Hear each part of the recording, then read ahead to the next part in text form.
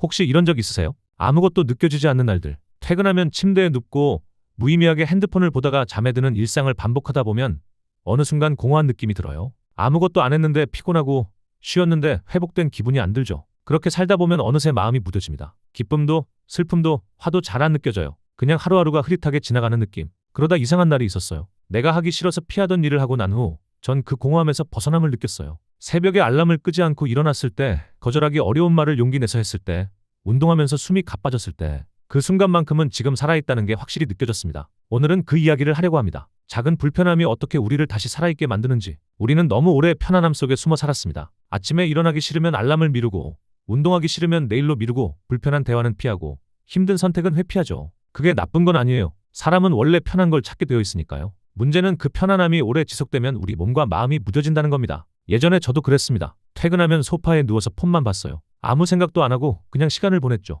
그러다 거울에 제 모습을 보곤 고민에 빠지게 되었습니다. 거울에 비친 제 모습은 표정이 없었어요. 웃지도 않고 화내지도 않고 그냥 멍한 얼굴. 그때 저는 이렇게 있으면 아무것도 느끼지 못하고 공허함 속에서 살아갈 수도 있겠다는 생각이 들었어요. 그 후 작은 실험을 했습니다. 아침에 일어나자마자 침대를 정리하기, 5분만이라도 명상하기 같은 내가 평소에 하기 싫어하는 것들을 조금씩 해보기로 했어요. 처음엔 귀찮고 불편했지만 이상하게도 그 작은 행동들이 하루를 달라지게 만들었습니다. 침대를 정리하는 1분, 명상하는 5분, 그 짧은 시간 동안만큼은 살아있다는 게 분명히 느껴졌어요. 편안함은 우리를 지켜주지만 동시에 감각을 빼앗아 갑니다. 너무 오래 편안함 속에 있으면 나 자신조차 느껴지지 않게 돼요. 그게 무기력의 시작입니다. 불편함을 피하는 습관이 쌓이면 결국 삶 자체가 흐릿해집니다. 하루하루가 비슷하고 기억에 남는 순간도 없고 그저 시간만 흘러가죠. 작은 불편함을 선택하는 건 자신에게 신호를 보내는 일입니다. 나는 아직 살아있고 느낄 수 있고 변할 수 있다는 증거를 만드는 거예요. 불편함 속에서 우리는 다시 자각하게 됩니다. 자각이란 내 몸과 마음의 신호를 제대로 느끼는 능력이에요. 심장이 뛰는 걸 느끼고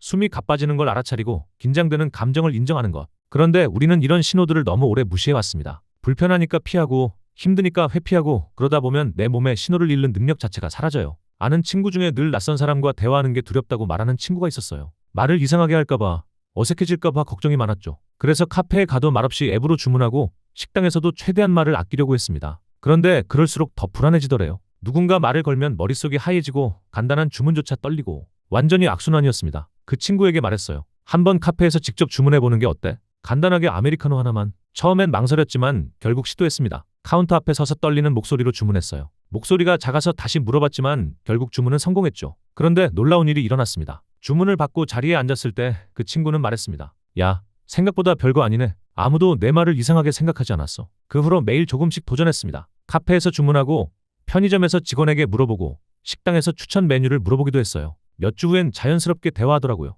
그러면서 깨달았대요. 내가 두려워했던 건 실제 위험이 아니라 불편한 감각 그 자체였다는 걸. 불편함을 의도적으로 다루는 훈련은 이 정도 감각은 안전하다는 재학습을 돕습니다. 회피가 줄고 자각이 커지는 거죠. 우리는 불편한 감각을 두려워하지만 사실 그 감각들은 우리가 살아있다는 증거예요. 심장이 뛰는 건 정상이고 숨이 가빠지는 건 자연스러운 거고 긴장하는 건 당연한 반응입니다. 작은 불편을 선택하면 이런 신호들을 다시 읽을 수 있게 돼요. 그리고 그게 자각입니다. 나를 제대로 느끼는 능력. 작은 불편을 반복할수록 자기 신뢰가 쌓입니다. 자기 신뢰란 나는 불편을 다룰 수 있다는 믿음이에요. 힘든 상황이 와도 버틸 수 있고 어려운 선택을 해도 괜찮고 실패해도 다시 일어설 수 있다는 확신. 그런데 이건 말로만 생기지 않아요. 경험으로 쌓이는 겁니다. 예전에 제가 처음 퇴근 후 운동을 시작했을 때가 생각납니다. 퇴근하면 몸이 너무 피곤했어요. 소파가 너무 편했고 그냥 쉬고 싶었죠. 그러다 결국 운동은 안 하게 됐습니다. 그런데 어느 날 퇴근하자마자 그냥 운동복으로 갈아입었어요. 생각하지 않고 몸을 움직였습니다. 피곤했지만 그냥 운동화 신고 밖에 나갔어요. 10분만 걸었어요. 피곤하고 귀찮고 불편했지만 이상하게 기분이 좋더라고요. 집에 돌아왔을 때 해냈다는 게 느껴졌습니다. 그 작은 성공이 쌓였습니다. 다음 날도 운동했고 그 다음 날도 운동했어요.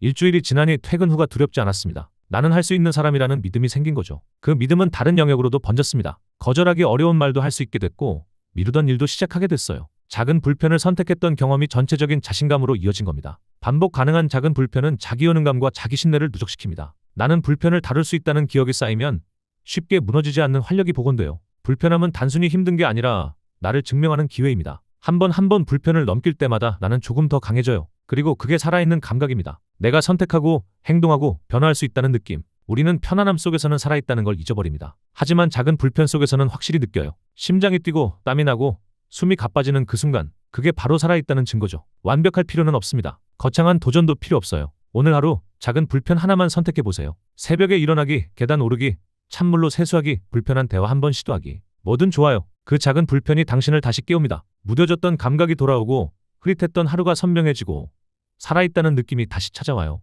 편안함은 우리를 지켜주지만 불편함은 우리를 성장시킵니다. 그리고 그 성장 속에서 우리는 다시 살아있음을 느낍니다. 작은 불편을 선택할수록 나 자신이 조금씩 강해지는 걸 느낄 거예요. 그게 바로 활력입니다. 오늘도 완벽하지 않아도 괜찮습니다. 단 한 번이라도 불편을 선택했다면 그건 이미 변화를 시작한 겁니다.